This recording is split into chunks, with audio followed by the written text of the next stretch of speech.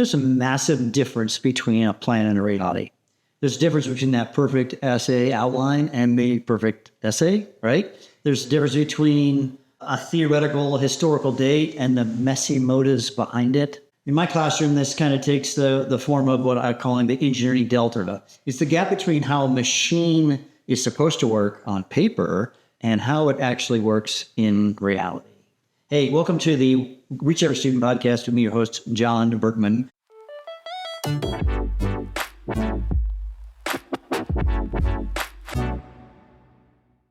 I am talking, this is the last in my series about these trebuchets that my students build in my physics class. Though I know you may not be a physics teacher, that's cool.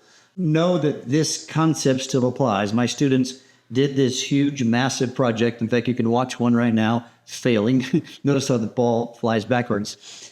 Students, the messy reality that they make something and then it doesn't work. And how do you make that work out? And in today's podcast, what I want to do is I want to talk about how do we teach those skills in the midst of this? Remember, this is all about what I call the AI Glaze, right? Where a student, a computer, whatever, can give a student that perfect plan, but it may not work, right? They get stupefied by just trusting the output of AI, and they haven't actually learned. And there's something about doing things manually, right?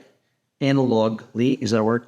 And making it really happen. I always say this to students. I spoke at our chapel a while back. I said, choose your heart. You know, it's hard to struggle through a project, but it's harder to face a complex world without the skills you need to solve that problem, because light doesn't have an undo button, does it now? So in the Mastery Flip, my role as a teacher has changed, right? Because the lecture is happening outside the class. This is the AI engine part of the Mastery Flip model. And then there's the analog roots where the kids build this project, right? Yeah, that's the big build project. And then they have this interview. You're going to watch some more interviews today of my students, which is the Mastery Vivas. That's the third act. And my job, really, I act as a strategic consultant. So though I didn't give my students class time to build the models, I gave them time to plan to build the models. They built things outside of class. Maybe in the future, I may provide class time at the wood shop or whatever, or our innovation studio for them to do some work. Because a lot of the character that I saw happen in this project was done it.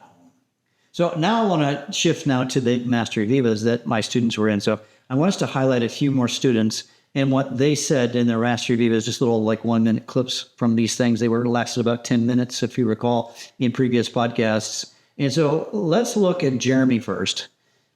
Because as he was building his stuff at home, they're not limited by the bell schedule, right? That's one of the problems with our schooling is that we say, well, you've got to get this done in 45 minutes or whatever.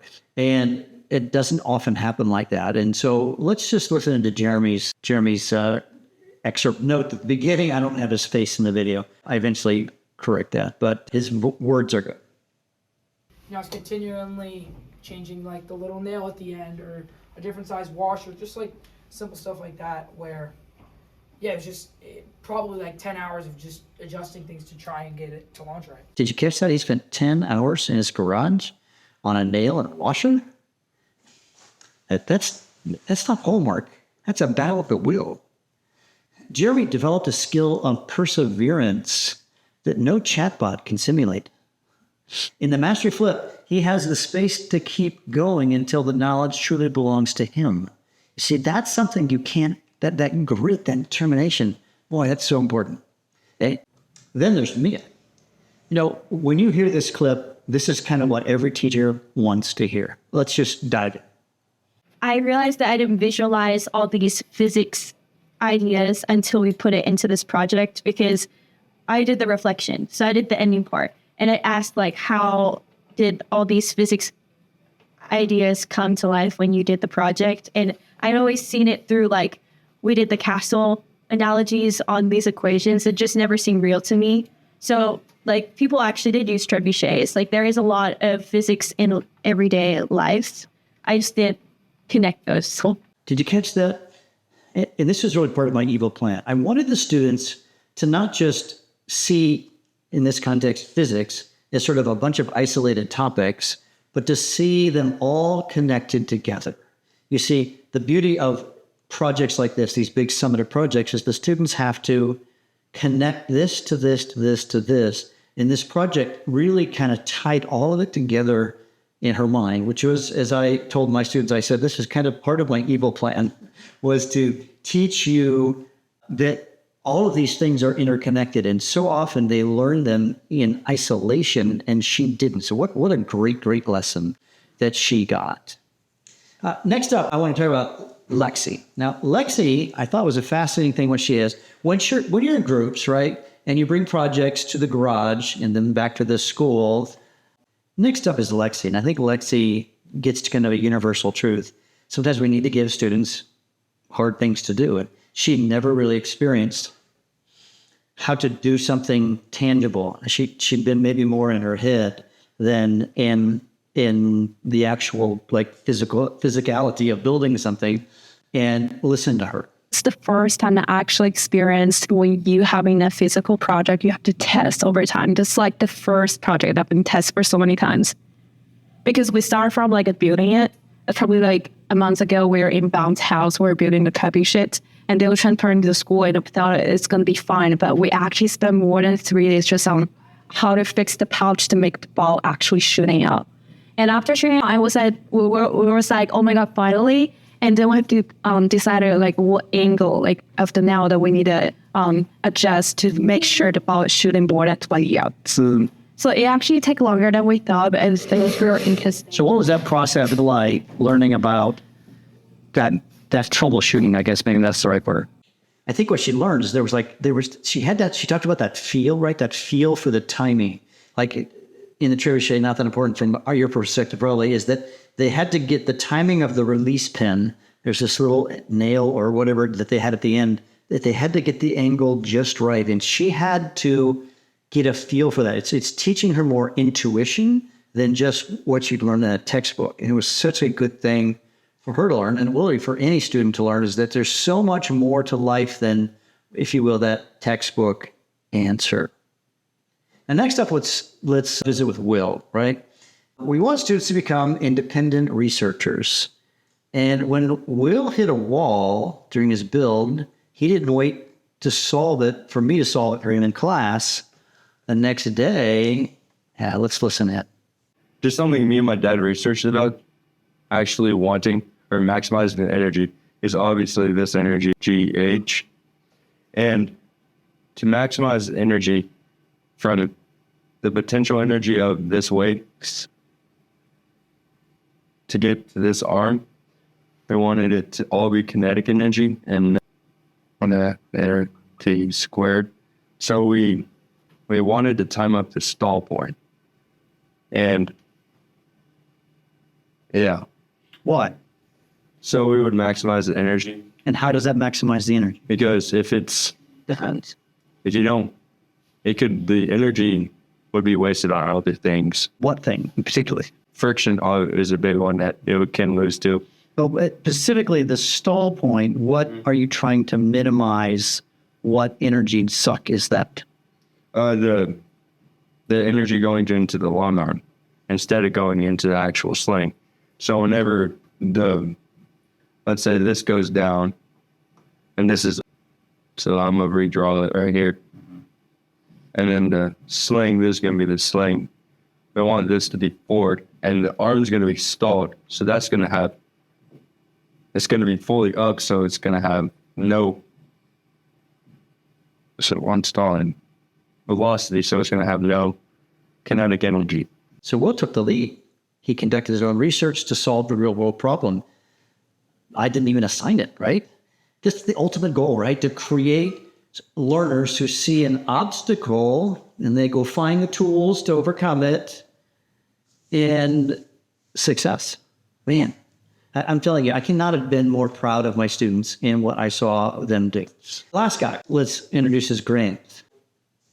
This is the Mastery Viva, and I sometimes in the Mastery Viva, during this conversation I had with the students, and in this case with Graham, I threw out a question that was kind of new, something we hadn't learned, and I wanted to see if he could intuit and figure out the answer. And he needed a little guidance, but boy, once he got it, well, yeah, he got it. Listen in.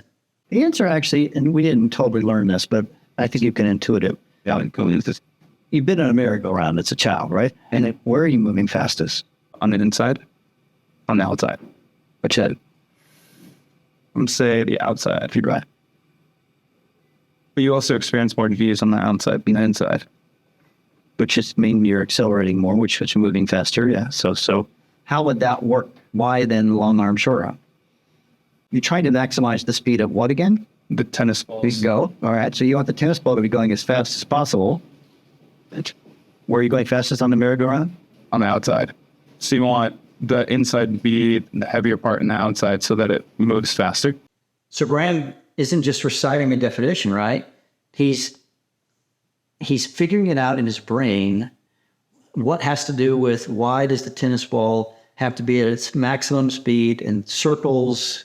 Again, you may not know the physics of it, but all the pieces in that mold were coming into play. And that's, again, part of my evil plan, is that I want the students, if they're struggling with a concept, I want them to come to it and build, that muscle in their brain. Literally, it's growing myelin sheaths, and the brain is growing and synapses are forming. And I want to get that to happen. And so I can lead students to harder concepts like I did with Graham.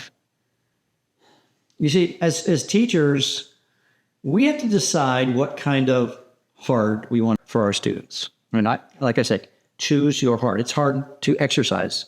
It's even harder if you don't exercise, right? For us as adults, we've got to stay fit or we pay a price. It's hard to eat right. It's even harder if you don't eat right. So these are things I have shared with our school, in fact.